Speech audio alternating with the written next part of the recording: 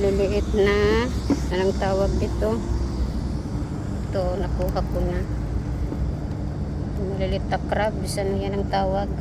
Yan. So, binubuksan namin tong bato sa ilalim. Tingnan natin kung meron.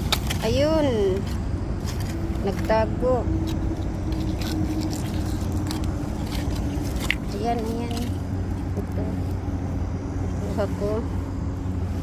Tapos meron pa eh. Nawala, nagtakbuhan. Ayan, ayan.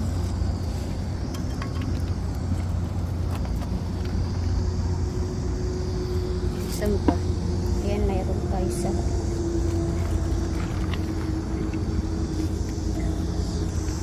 Ayun, ito kung meron.